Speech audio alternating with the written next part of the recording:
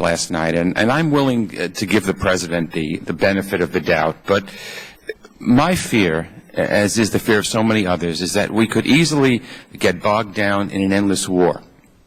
What happened if this doesn't work? Do we leave in 3 years, as the President stated, or do we stay longer? What happens if General McChrystal makes another public speech saying that he needs 10,000 more troops in attempting to back the President into a corner? What do we do then? We talk about Afghanistan and Pakistan. I noted that just last week their representatives abstained in the recent resolution, the IAEA resolution, critical of Iran's nuclear program. If these are our allies, I'd hate to see what our enemies think. So there are all these questions, and finally, and then I would like anyone to comment on anything I've said, where is Osama bin Laden, and why can't we seem to get him? If we're relying on our intelligence to tell us that this is what we should be doing next in Afghanistan, and our intelligence can't even tell us where he is. There was a recent Senate report which says that shortly after the war in Afghanistan began, we had Osama bin Laden and we let him slip through our fingers. How much can we count on our intelligence now when we can't even capture one guy in 8 years? Let me start with the last one first. Actually, there has been a considerable diminishment of al-Qaeda over the last couple of years in terms of their leadership, obviously not bin Laden or Zawahiri specifically.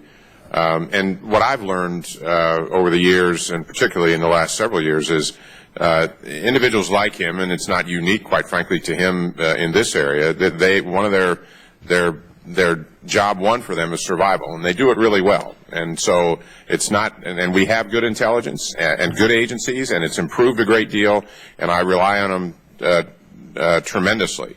That said, it's still a big problem, and it doesn't mean we're not trying to find him and the rest of the leadership. With respect to, I'm sorry, the first part of your question? Getting bogged down in an endless war. Yes, what do we do? It's not going to happen. I mean, it's part of the, it's very clear. This president has said it. The military leadership understands it, that this is not open-ended, and we are not going to escalate. We believe that these troops, this strategy, the civilian surge that goes with it, the opportunity we have because Pakistan is making progress. We've got a new president in Afghanistan. We've got the right leadership on the ground. We've got the right leadership in the embassy, that now is the time, and we can actually turn this thing around.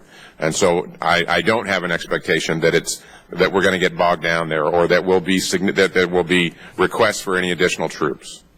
Secretary Clinton? Well, Congressman, I think that your focus on bin Laden is absolutely appropriate. I share your frustration that 8 years from the attack that devastated New York has not led to the killing or capturing of bin Laden and his principal lieutenants. As Admiral Mullen said, we have degraded their leadership. We have been successful in going after a number of the mainstays of his organization, but we haven't gotten him, and we haven't gotten Zawahiri, and we haven't gotten Mullah Omar.